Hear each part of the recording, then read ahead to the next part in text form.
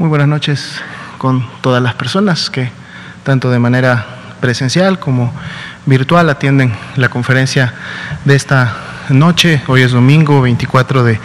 enero, estamos transmitiendo desde el Palacio Nacional aquí en la Ciudad de México en vivo en relación a el comportamiento y la evolución de la epidemia de COVID-19 en México. Y bueno, vamos a actualizar, como lo hacemos todas las noches, los puntos principales que son precisamente el comportamiento de la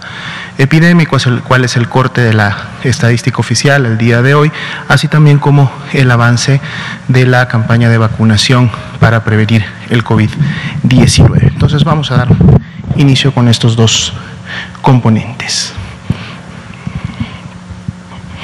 Si nos comparten por favor la primera diapositiva. Iniciamos siempre, como todas las noches, actualizando los datos que son remitidos por las 32 entidades federativas de todas aquellas personas que son clasificadas como casos sospechosos de COVID-19 y se van integrando en función de la fecha de inicio de síntomas. En la curva azul para el día de hoy tenemos distribuidas 1.957.630 personas que se estima en base a los resultados de laboratorio, la clasificación epidemiológica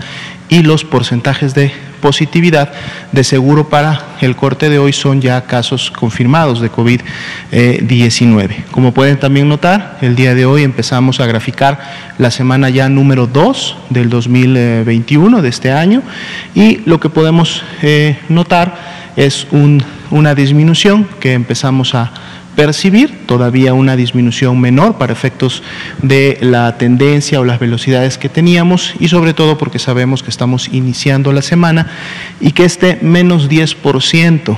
que vemos entre la semana 1 y la semana 2, de seguro se irá modificando en los siguientes días y será importante ver en todo caso para el sábado, que es cuando cierra la semana epidemiológica, si esto pudiera mantenerse o convertirse en una nueva meseta. Sin embargo, lo que sí podríamos resaltar con la información con la que iniciamos esta semana, hoy día domingo, es que al menos esta tendencia ascendente, bastante acelerada y con magnitud importante de casos, pues bueno, empieza a mostrar un cambio. Vamos a ver ese cambio que tanto se manifiesta, si en un cambio ya negativo o empezamos a ver comportamiento de alguna meseta alta en función de la transmisión y por lo tanto los casos que se están estimando. Así también 1.320.448 son las personas que se estiman se han recuperado ya de COVID-19, recordando que es una enfermedad que en la mayoría de los casos produce lo que se conoce como COVID leve o COVID no grave y son personas que en el transcurso de entre 5 y 7 días pueden resolver su cuadro, su sistema inmunológico responde, resuelve el problema y las personas terminan curando. 6%, continuamos con este indicador tal y como estuvo la semana pasada, vuelve a abrir esta semana otra vez en un 6%. Los casos activos que se estiman, es decir, la epidemia activa en México, son las personas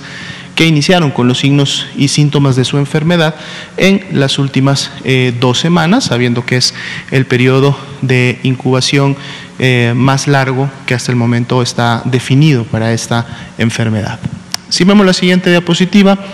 vemos cuál ha sido también el comportamiento del porcentaje de positividad. Esta semana estamos nuevamente abriendo con una disminución de este porcentaje de positividad, que básicamente lo que hace es mantiene ese comportamiento ondulante que habíamos tenido en los últimos 4 meses, en donde ha fluctuado este porcentaje de positividad entre un 40 y un 46%. El día de hoy abrimos con un 41%, lo que entonces de todas maneras es una disminución de 4 puntos porcentuales, menos 4 puntos porcentuales para efectos de comparar la semana 1 con la semana 2. Este porcentaje de positividad lo podemos obtener en función de los casos confirmados que se dan en su gran mayoría con resultados positivos de las 2 pruebas que se aplican en México, además de los casos que se clasifican o dictaminan como confirmados a la enfermedad, que para el corte de hoy son 1.763.219. Y así también tenemos las personas que han salido negativos a la prueba de virus SARS-CoV-2, 2.238.405, y entonces en base a esto podemos tener el comportamiento del porcentaje de positividad. Para el día de hoy son prácticamente un poco menos de 4,5 millones de personas las que han sido ingresadas a los protocolos de estudio en las diferentes unidades de todo el territorio nacional. Si vemos la siguiente diapositiva, vamos a ver también cómo abrimos la semana en relación al comportamiento de la letalidad, recordando que la letalidad es la proporción de personas que lamentablemente pierde la vida a consecuencia de las complicaciones de COVID-19 del grupo total de personas que han sido clasificadas como confirmadas a la enfermedad, en este caso a COVID-19. Estamos teniendo también la reducción de 1 punto porcentual en función de la semana 1 a la 2. Si recuerdan, ayer estábamos cerrando la semana 1 en un 7% y bueno, ahora la semana 2 abre en un 6%. Esto significa que de cada 100 personas que se clasifican como confirmadas a COVID en el sistema, lamentablemente 6 personas fallecen para efectos de la semana 2 del 2021. El acumulado de personas que hasta el momento ha perdido la vida es de 149.614. Vemos la siguiente diapositiva. Vamos a actualizar también la ocupación hospitalaria. En esta primera gráfica tenemos lo referente a las camas generales para los pacientes más graves y el día de hoy son 17 las entidades que tienen menos del 50% de ocupación, o lo que se traduce en más de un 50% de disponibilidad. En el siguiente rango, que es entre 69 y 50, si vamos de los rangos bajos a los más altos, tenemos a 6 entidades, 4 de ellas apenas están cruzando este 50%, Tlaxcala de hecho en el 50%, y con 53% tenemos a los estados de Veracruz, de Jalisco y de Oaxaca, ya con un porcentaje de ocupación un poco más elevado, con 56% Michoacán y con 67% Querétaro. Y en el grupo de más del 70%, que son ya las entidades que estarían teniendo niveles de ocupación pues importantes, como ha sido la Ciudad de México, Guanajuato y el Estado de México, Nuevo León también, en las últimas semanas, pues bueno, vemos que el porcentaje de ocupación se ha mantenido, al menos en esos niveles que fluctúan entre el 89, 85, 83, 82 para cada una de estas entidades, lo cual refleja que se continúan logrando reconvertir camas o expandir unidades médicas para que, a pesar de la demanda de atención de pacientes que requieren hospitalización, continúan generando una cama y continúan entonces encontrando una cama disponible para poder ser atendidos. Si vemos la siguiente diapositiva, pues bueno, nos enfocamos ahora en las camas críticas, aquellas que tienen un ventilador y el equipo técnico profesional, así como los insumos para poder dar este tipo de atención, y vemos también un comportamiento, digamos, similar al que hemos visto en toda la semana. 25 entidades con menos del 50%, 4 entidades que están entre el 69 y el 50%, de hecho dentro de los rangos específicamente entre el 55 y el 57, de mayor a menor, Aguascalientes, Colima, Hidalgo y Puebla, y 3 que son las 3 entidades que ya tienen varias semanas estando en este grupo de más de 70% de ocupación, como es la Ciudad de México con un 86%, el Estado de México con un 82% y Nuevo León con un 78%, pero entonces también evidenciando que continúan los trabajos de reconversión y expansión hospitalaria que permiten, inclusive en algunas de estas entidades, notarán ustedes disminuciones, aunque pocas, de 1 o 2 puntos porcentuales, pero entonces está logrando el objetivo, que es siempre tener una cama disponible más allá del incremento de la demanda que se está teniendo por estas fechas. Bien, pasemos ahora a la actualización del grupo de información en relación a la Estrategia Nacional de Vacunación, esta que se desprende de la Política Nacional de Vacunación para efectos de prevenir la infección por el virus SARS-CoV-2 y por lo tanto prevenir la COVID-19. Actualizamos diariamente las dosis que se han aplicado, recordando que siempre estas son dosis que se reportan al corte de las 4 de la tarde. Para el día de hoy, 24 de enero, son 7.204, las dosis que se reportan se aplicaron hoy domingo. Sin embargo, sabemos que este número podrá inclusive aumentar en función del corte final cuando todas las unidades o los puntos de aplicación de la vacuna terminen reportando su productividad del día de hoy. Como podemos ver, por ejemplo, para el día de ayer, 23 de enero, que se incrementa el número de dosis aplicadas a 17.493 y de ahí la expectativa también que estas 7.204 pues vayan a verse incrementadas para el reporte del día de mañana. Si vemos por favor la siguiente diapositiva, tenemos el acumulado del total de dosis que hasta el momento se han aplicado, 629.626, ya sumando las dosis del día de hoy. Y bueno, en esta curva obviamente vemos el comportamiento de cómo se ha dado para cada uno de los días desde que empezó la vacunación el 24 de diciembre, cómo se ha dado el incremento acumulado para cada uno de estos días. Si vemos la siguiente diapositiva, tenemos distribuidas estas mismas dosis, las 629.626 aplicadas, en los dos grupos que en su momento están recibiendo estas dosis, que es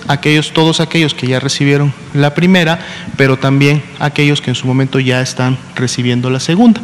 Podemos ver que de todas las personas que hasta el momento han recibido una primera dosis, estas 604.441, de este grupo el 4% para el día de hoy, que son 25.185, ya han recibido también la segunda dosis, que está normada para efectos de la vacuna Pfizer, con el objetivo precisamente de poder lograr los niveles de eficacia que esta vacuna ha demostrado para efectos de las dos dosis. Esto lo veremos incrementarse de manera más importante, sobre todo la primera semana de febrero, que es cuando empiezan a vacunarse con las segundas dosis los grupos que en mayor cantidad se vacunaron la semana en donde llegó un poco más de 430.000 dosis a México.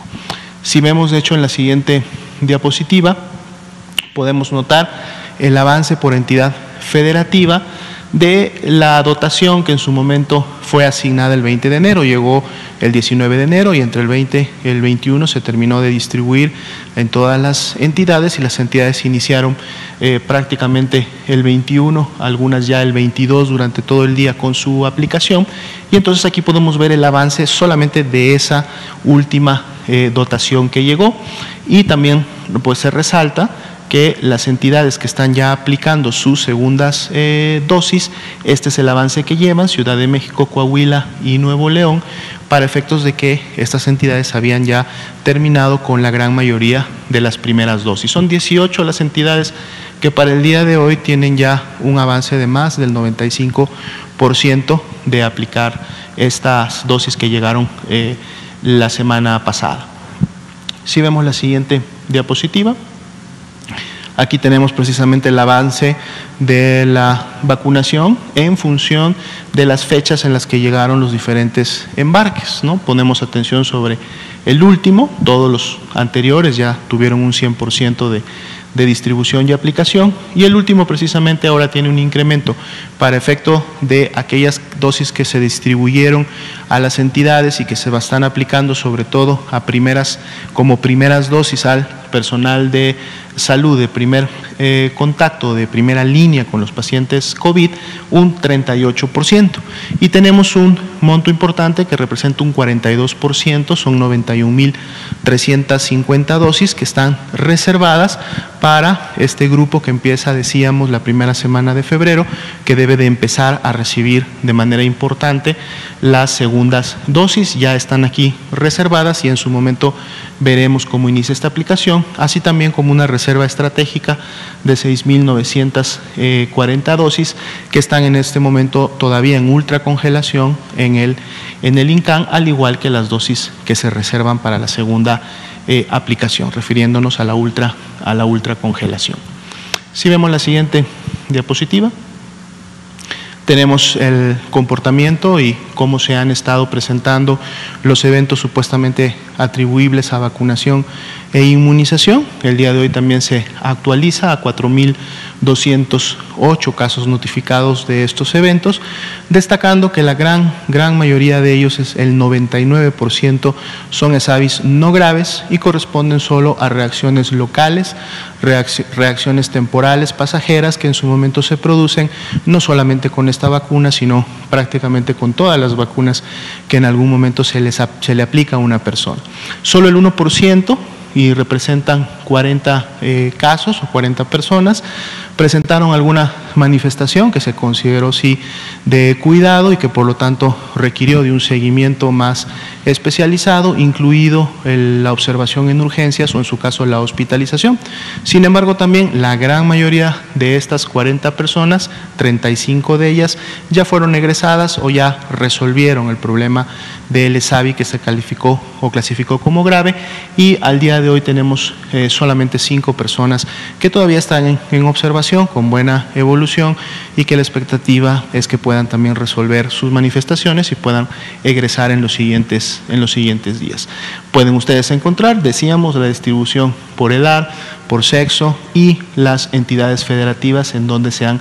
presentado los ESAVIS graves, estos 40. Y bueno, resaltamos que para efecto de ESAVIS y de las dosis que se han aplicado hasta el momento, estos se han presentado y reiteramos en su gran mayoría, 99% ESAVIS no graves,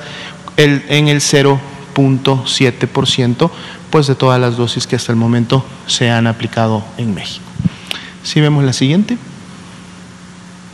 Tenemos el avance específico de la intervención que inició el día de ayer en el estado de Campeche, a través de la cual se está vacunando al personal del sector educativo. Ayer también dábamos una actualización de lo que había ocurrido durante el sábado. Para el corte de hoy y con lo que se avanzó también el día domingo, se tienen ya prácticamente pues 6.000 personas, 5.953 es el dato exacto del corte de las 4, recordando también que este dato de seguro tendrá un incremento cuando se termine de aplicar y se hayan cerrado los diferentes puntos de vacunación, y así es como va también avanzando este grupo, recordando que fue un total de 20.000 dosis las que se enviaron y reservaron para esta intervención en específico, habiéndose identificado pues un universo que es similar a este número, que está compuesto precisamente por todas las maestras, los maestros, así como el personal de este sector que contribuye o labora en las diferentes unidades educativas y que son necesarios para en un momento determinado la unidad pueda operar. Si vemos en siguientes diapositivas, tenemos algunas de las fotografías del día de hoy. Aquí está precisamente representada la brigada Correcaminos. Como ustedes saben, estas brigadas, cada una de ellas está compuesta por 12 personas de diferentes instituciones, diferentes dependencias, diferentes profesiones, lógicamente integrada por los vacunadores, que son médicos, médicas, enfermeros, enfermeras, que en su momento son los que aplican la vacuna, y con toda una serie de personal que ayuda a la logística de la vacunación en relación a todo el proceso que tiene que seguir una persona desde que llega hasta que recibe la vacuna, es observada durante 30 minutos y posteriormente a su egreso. Y este grupo, esta brigada, son precisamente las que contribuyen a que todas estas acciones puedan llevarse en cada uno de los puntos de vacunación. Si vemos de hecho la siguiente diapositiva, podemos ver justo un poco de la logística, cómo se lleva a cabo en campo abierto. Aquí tenemos representada un punto de vacunación, que es una de las 6 escuelas que se seleccionaron para ser puntos de vacunación. Otros puntos de vacunación son centros de salud, son hospitales, pero esta es, por ejemplo, una de las 6 escuelas, y pues bueno, vemos que hay toda una logística de inicio en la medida que las personas van pasando a recibir su vacuna. Si vemos en la siguiente diapositiva, precisamente vamos a ver ya el proceso de vacunación en sí, cómo se lleva a cabo por el personal técnicamente calificado para este efecto, y bueno, pues así es como transcurrió también la jornada del día de hoy en Campeche, recordando que esta será extendida en los siguientes días para poder llegar finalmente a cubrir el objetivo de la totalidad del personal educativo, tanto público como privado, que opera y está en el estado de Campeche. Bien, con esto estaríamos concluyendo la actualización de los 2 puntos. Y antes de pasar al tomar preguntas de la prensa, queríamos solamente recalcar un anuncio que hace unos pocos minutos hizo de manera directa nuestro presidente de la República, el licenciado Andrés Manuel López Obrador. Hace pocos minutos apenas el presidente notificó a través de sus cuentas oficiales y en redes sociales que el día de hoy se confirmó infectado y con signos y síntomas para efectos de COVID-19. Felizmente el presidente se encuentra en estos momentos, se encuentra estable, los signos y síntomas de enfermedad son leves, es decir, en este momento él está expresando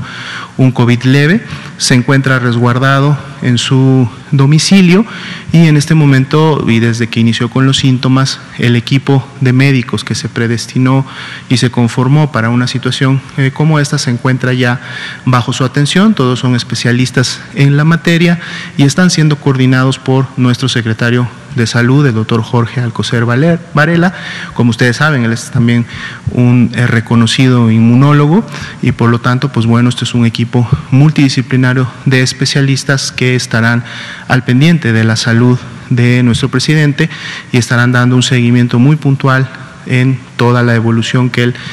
vaya a tener para efectos de mantenerse siempre con las mejores intervenciones que tenemos disponibles en el país. Las actividades, como él mismo lo anunció en su cuenta oficial, van a estar a cargo en los siguientes días de nuestra secretaria de Gobernación, la ministra Sánchez Cordero, y él de todas maneras desde su resguardo domiciliario pues podrá estar atendiendo diferentes reuniones a través de las vías virtuales, llamadas telefónicas y toda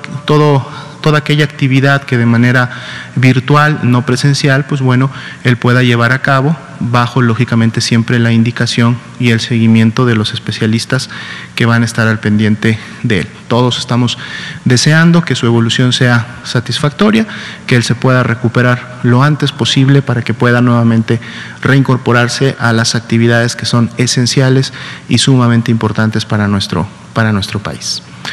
Empezamos con alguna pregunta, si es que sí la quieren hacer, por favor. Arturo de Pie de Página, estamos, adelante. Gracias, buenas noches, Arturo de Pie de Página. Arturo Contreras. Pues bueno, una pregunta era esta, ¿no? Sobre el estado del presidente, si se iba a tomar incapacitaciones o algo así, ¿no? Dado que COVID es una enfermedad incapacitante, considerada también por el IMSS, entonces creo que la respuesta sobre la tarea de la Secretaría de Gobernación y sus labores a distancia a través de videollamadas lo contestan.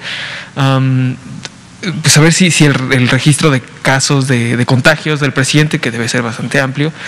pues ha arrojado resultado en alguna otra persona de su equipo, ¿no? De su equipo cercano. Secretario de Estado pues, estuvo ahora de gira y tuvo comidas con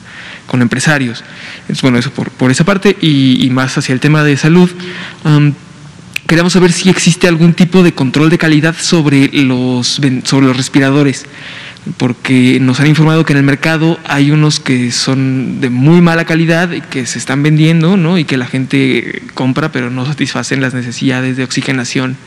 que requieren por COVID-19. Entonces, ¿en qué se debe de fijar la gente si es que va a adquirir un concentrador, ¿no? ¿Cuáles son los buenos? ¿Existe alguna norma oficial mexicana que diga estos son los necesarios, ¿no? Y otra sobre el oxígeno,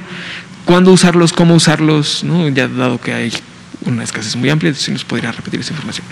Claro, con mucho gusto. En relación al caso del presidente y en lo referente a la posibilidad de contactos, efectivamente, como se hace en estos casos para todas las personas que en su momento salen positivas a COVID-19, va de la mano un estudio y seguimiento de contactos. Dado que el presidente fue confirmado el día de hoy y hoy inició con los signos y los síntomas característicos de la enfermedad, se llevará a cabo este estudio para en su momento identificar a las personas, como se hace, reitero, con la mayoría de los casos, y lógicamente recomendar el resguardo o el autorresguardo domiciliario a los que puedan haber sido contactos directos. Recordemos que un contacto se clasifica como aquella persona que tiene que haber estado a menos de 2 metros de un caso confirmado de COVID por una temporalidad importante, al menos 20-30 minutos, si esto fue en un espacio cerrado con mayor condición todavía, y en función de los que clasifiquen para este tipo entonces de clasificación, es decir, de ser contacto, pues inicia un seguimiento durante los siguientes 14 días para ver efectos de ver si desarrollan o no sintomatología. De ser así, por más mínima que ésta sea, se procede entonces a la toma de una muestra de laboratorio para identificar entonces si se produjo el contagio. Y bueno, esta es una actividad epidemiológica que se hará también, así como se ha hecho con otras personas, se realizará también con el presidente. En relación a los concentradores de oxígeno, pues bueno, hay que recordar que podemos empezar desde el hecho de que todo dispositivo o producto que va a atender algún tema de salud debe de contar con un registro sanitario, sobre todo si los gases, componentes o sustancias que va a manejar o producir van a ingresar al sistema humano, van a ingresar en este caso a través de los pulmones. Entonces esto es algo que lógicamente sería como un primer paso para verificar. Sin embargo, pues también para efectos de supervisión está la COFEPRIS, pero también tenemos a la Defensoría del Consumidor para que en su momento pueda recibir denuncias u observaciones que pudieran venir de la población y que contribuyan a que los elementos que se encargan de ahora sí que de la supervisión y en su momento de poder estar revisando que estos elementos tengan los permisos correspondientes y cumplan con lo que en su momento refirieron, tenían como base técnica para obtener ese permiso, pues se esté llevando a cabo, ¿no? Pero aquí es importante, obviamente, que la supervisión también inicie, lo decíamos previamente, creo que el día viernes, a través de una supervisión médica. O sea, recordemos que un primer indicio que este dispositivo esté o no funcionando tiene que ver precisamente con si se está produciendo o logrando la mejoría de la oxigenación. Obviamente esto también depende de las características clínicas o de las complicaciones que la persona pueda tener o del daño pulmonar que ya puede haberse efectuado en la persona, pero precisamente una persona que tuviera un daño pulmonar importante y en donde este dispositivo no estuviera generando el resultado esperado, pues definitivamente es una persona que no debería de estar más bien en su domicilio, sino que debería de estar en un hospital. Por eso la importancia y la recomendación de la mano del registro sanitario del dispositivo es que éste se utilice bajo la supervisión médica, para que entonces sea un profesional de la salud calificado el que en su momento vea la posibilidad de continuar con un tratamiento domiciliario de este tipo, y lo mismo aplicaría en este caso para el oxígeno, o sea, también los tanques de oxígeno o aquellas personas que están recibiendo oxígeno domiciliario. Esta es una condición que pueden tener y con la que pueden mantenerse siempre y cuando las condiciones clínicas de mejoría y del seguimiento lo permitan, y que entonces el profesional de la salud lo haya avalado y que diga, bueno, esta persona puede seguir en su domicilio, puede tener esta asistencia, puede tener este tipo de tratamiento. Si no, entonces es una persona que debe de ser trasladada a un hospital para recibir atención especializada, ¿no? Si en su momento no hay la posibilidad de acceder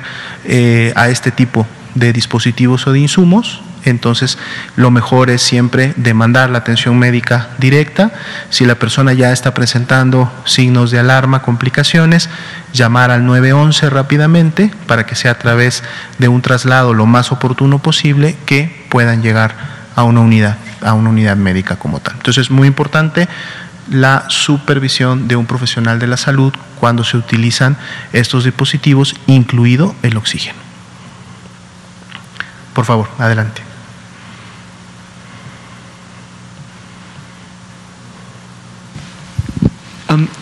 El presidente Andrés Manuel López Obrador tiene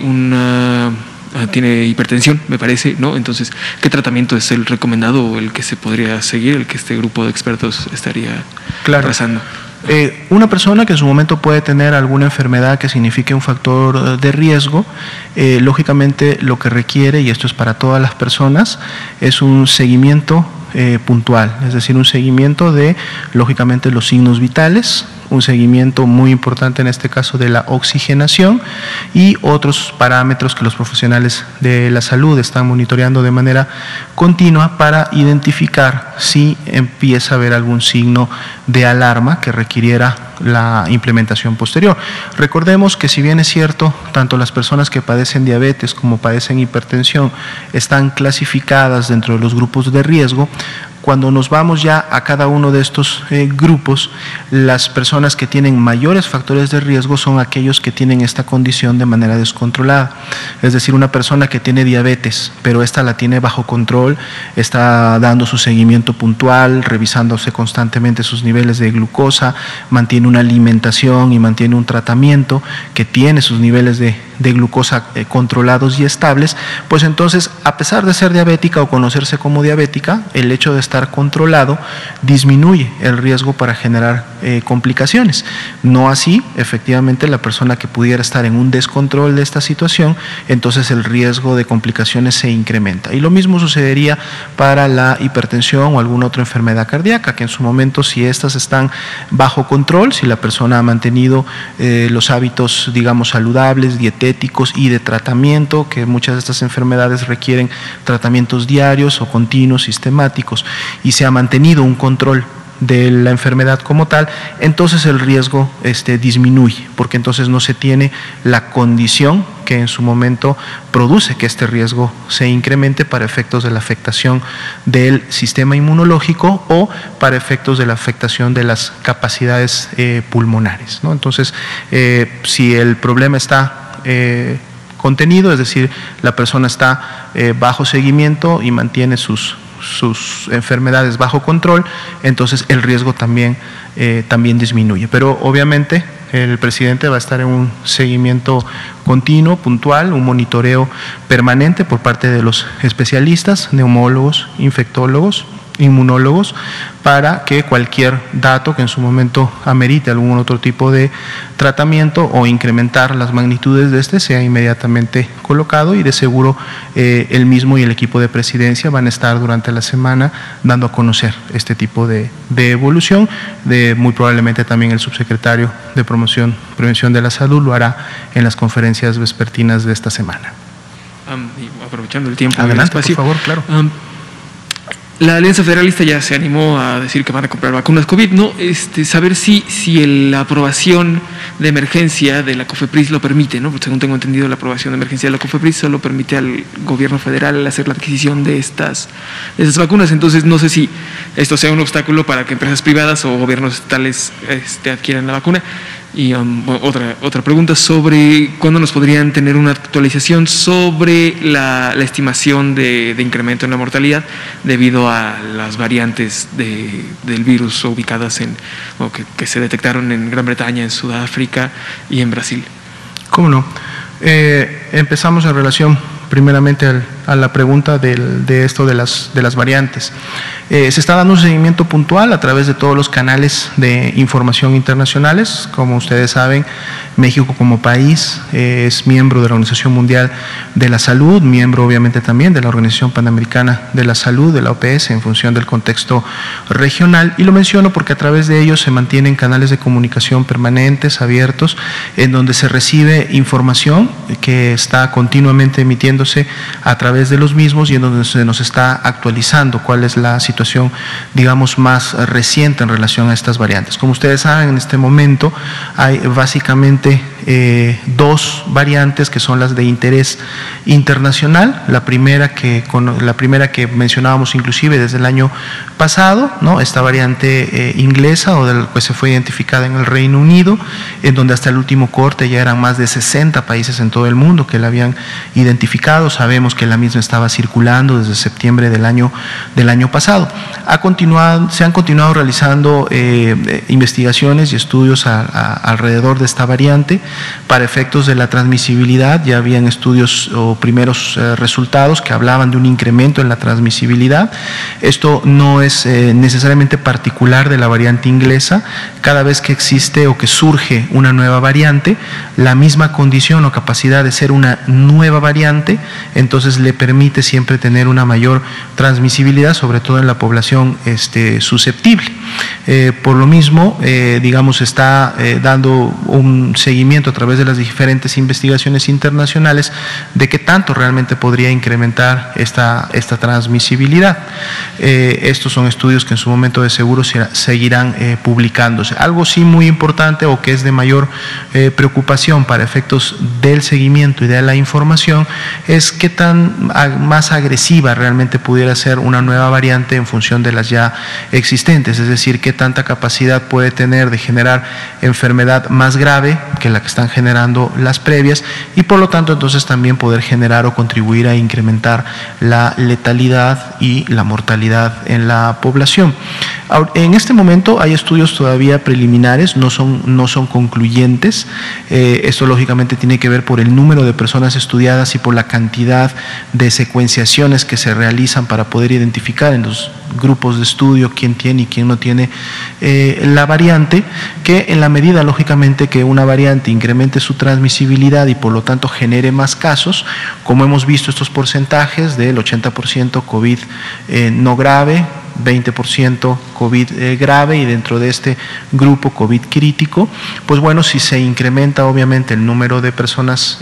infectadas por COVID, más allá de la nueva variante o de las existentes, pues entonces estos porcentajes también pueden contribuir a que se incremente la enfermedad grave o las personas que en su momento desarrollan enfermedad grave y las personas que pueden desarrollar enfermedad crítica. Sin embargo, esto también está en base al contexto poblacional y la predominancia o la prevalencia que puede haber en ese contexto poblacional de las enfermedades de riesgo, precisamente que en un momento pueden contribuir a que estos incrementos sean mayores. Todavía no tenemos productos informativos en la región de las Américas, tenemos sí la identificación de la variante, pero todavía estas variantes han sido, digamos, identificadas en pocas personas que de su seguimiento todavía no hay un nivel suficiente de información como para aseverar una u otra de las hipótesis o en este caso confirmarlas.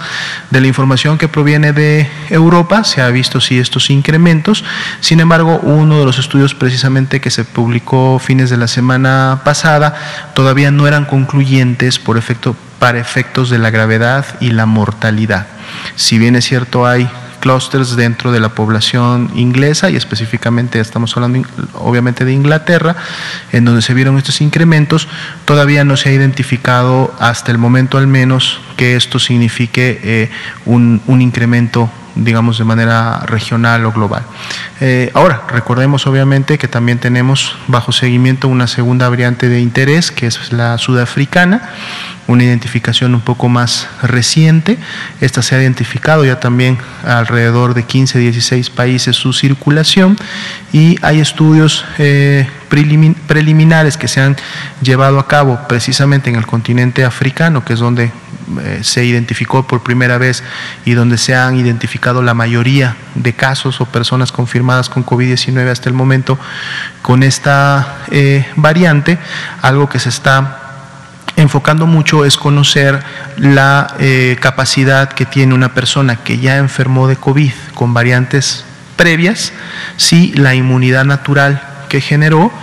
protege obviamente contra esta nueva variante. Una situación que ya se identificó para la variante inglesa, en donde sí, la variante inglesa no está causando reinfecciones, y algo muy importante, al menos Pfizer ya publicó algunos estudios también preliminares en donde identifican que su vacuna genera inmunidad para la variante inglesa. Dado que la variante sudafricana es más reciente, se están terminando de realizar este tipo de estudios para también conocer qué riesgos pudiera haber en relación a esta nueva. Y algunas otras mutaciones que se han presentado también, como aquellas identificadas por Japón, pero de personas que habían procedido de Brasil, y por lo tanto se acredita que la variante o este cambio, de mutaciones se dieron en Brasil como tal, y a las que también se está dando seguimiento. Y de seguro, así como estas, irán saliendo en el tiempo varias. Lo importante siempre será, uno, si tienen capacidad o no de producir enfermedad más grave y por lo tanto incrementar la mortalidad. Dos, si tienen capacidad de producir reinfecciones, es decir, una persona que ya enfermó, que pueda volver a enfermar porque es una nueva variante y que su sistema inmunológico ya no la neutraliza. Y tres, obviamente, el tema de la vacunación, aunque inclusive tanto Pfizer como Moderna ya se han pronunciado diciendo que ellos pueden rápidamente incorporar a sus cadenas de producción, dado la tecnología que se tiene de este RNA mensajero, pueden incorporar las nuevas variantes y entonces en su momento producir vacunas que cubran también a las nuevas variantes que se están integrando. Y teníamos una pregunta previa de vacuna. Sí. Deme un segundo. A mí también se me fue. Sí. Era esto sobre... Ay. Aquí la tenía yo. Sí, que era la previa. Algo en relación, me parece, a la... Sí, sobre la Alianza Federalista, sobre la adquisición de vacunas. Exactamente, sobre la adquisición de vacuna. Como bien lo instruyó el mismo presidente de la República el viernes en la mañana, fue una instrucción directa al titular de la Secretaría de Salud, el doctor Jorge Alcocer, de poner ya sobre la mesa y definir cuál va a ser el procedimiento para que particulares, y en este caso también obviamente entidades federativas, puedan en su momento adquirir la vacuna. Obviamente aquí la parte importante es precisamente la autorización sanitaria, que en un momento tienen que tener estos productos. Preguntabas, ya me acordé, el tema de el permiso o la autorización que se da en el marco de la emergencia o la autorización de emergencia. Efectivamente, en todos los países en donde se ha emitido, incluido México, esta es una autorización que se da para poder iniciar con la vacunación a la población como una medida de salud pública. Y el marco de emergencia precisamente se refiere a que no se puede esperar a que la vacuna termine todavía con todos los ensayos que en su momento se realizan, en este caso el de la fase 3, que puede durar años en un momento determinado, porque se requiere con oportunidad poder empezar a aplicarla, pero lógicamente esta autorización se da en base a la revisión de el ensayo o la fase 1, la fase 2, lo que se ha demostrado con un mínimo de tiempo de la fase 3, sobre todo en el tema de la seguridad de la vacuna. Entonces, este es un tema que en particular se va a tener que revisar para efectos de este protocolo o de lista de necesidades y documentación que alguna empresa privada que requiera importar y distribuir vacuna, o alguna entidad que quiera importar y usar la vacuna para la aplicación en las personas, pues tenga que cubrir como requisitos. Entonces el viernes con la instrucción esto se generó, se está trabajando y de seguro en el transcurso de esta semana se podrá estar teniendo ya la información correspondiente. Ahora, es muy importante también aquí comentar, para efectos de la expectativa pública, que realmente el reto, o digamos lo que se tiene que sortear como problema, no es los permisos, ¿no? Los permisos es un trámite que finalmente rápidamente saldrá, estará disponible para que estas empresas o estas entidades lo realicen y lo puedan llevar a cabo y finalizar sin mayor problema. El reto realmente en este momento es la oferta. Es decir, como sabemos, muchas de las empresas farmacéuticas que empezaron a distribuir vacunas a finales del año pasado todavía son pocas, y las cantidades de vacuna que están distribuyendo también todavía son pocas, y en este momento están obviamente enfocadas a cumplir con los diferentes contratos que los países como naciones firmaron durante el año pasado para poder iniciar rápidamente con la vacunación, así también como lo vimos la semana pasada y ya desde hace 2 semanas, la Organización Mundial de la Salud hizo un llamado importante a todas estas empresas farmacéuticas para que empiecen a cumplir también con la disponibilidad de vacuna para efecto de la plataforma COVAX, que como todos sabemos, esta plataforma tiene como uno de sus principales objetivos poder asegurar el acceso de la vacuna, sobre todo a los países más pobres o los países que están en vías de desarrollo y que en su momento no cuentan con los recursos suficientes para poder adquirir de manera directa, así como lo ha hecho México u otros países, a las farmacéuticas. Entonces, hay todavía una, digamos, expectativa y toda una necesidad de cobertura de vacunación a efectos de salud pública de los países, y obviamente pues eso es lo que a lo mejor ha limitado en estos momentos que estas vacunas estén disponibles de forma privada, particular o a través de terceros. Pero lógicamente eso no quiere decir que en la medida que la producción mundial de vacunas se incremente, recordemos precisamente que una de las razones por las cuales Pfizer detuvo su producción fue precisamente para incrementar la misma, y una vez que reinicie, que esto es prácticamente en 2 semanas más ya, lo pueda hacer 3 veces más, o sea, haya podido triplicar en su momento su producción de la que tenía inicialmente. Entonces, en la medida que todas las farmacéuticas puedan empezar a hacer esto y la expectativa de dosis disponibles se incremente, de seguro habrá mayor oportunidad para que particulares u terceros u otras empresas en su momento puedan también empezar a tener acceso a esa proveeduría internacional, a esa disponibilidad, y de seguro para ese momento estarán claros, publicados y disponibles todos los trámites que se requieran para que esa vacuna pueda llegar, ingresar, distribuirse y, lo más importante, aplicarse a la población. Y ahora, sobre estos retrasos que han tenido las farmacéuticas para desarrollar la vacuna, Pfizer ya dijo que va atrasado, ¿no? A saber si AstraZeneca ha emitido algún comentario al respecto, ¿no? Sobre todo sobre el embotellamiento en México de la vacuna. Entonces, pues, eso. No, hasta el momento no ha habido ninguna notificación de retraso. De hecho, como anunciaban la semana pasada, llegó este primer embarque de dosis a granel para efectos del envasado que se va a realizar aquí en el país, de donde obviamente va a haber distribución tanto para el territorio nacional como también para otros países de Latinoamérica a los cuales han comprometido. Hasta este momento está cumpliéndose con el cronograma. De hecho, el primer paso era precisamente que llegara esta vacuna a granel al país. Esto sucedió, llegó, y pues bueno, en las siguientes semanas ya la empresa Liomon aquí en México está realizando el proceso. En la medida de que ellos notifiquen su avance y que más adelante puedan a lo mejor ya precisar una fecha o una semana en la cual ya puedan tener dosis viables y disponibles para entrega, de seguro se los haremos también del conocimiento a través de esta conferencia. Y saber si hay nuevas, calendarizadas nuevas entregas de la vacuna de Pfizer, no si este martes vayan a llegar más como los martes anteriores. No, lo que sí sabemos es que este martes no hay expectativa de llegada de vacuna, por lo que ya se había comunicado en semanas previas. De hecho, como sabemos, está programada ya una siguiente entrega para mediados de febrero, la segunda semana de febrero. Sin embargo, están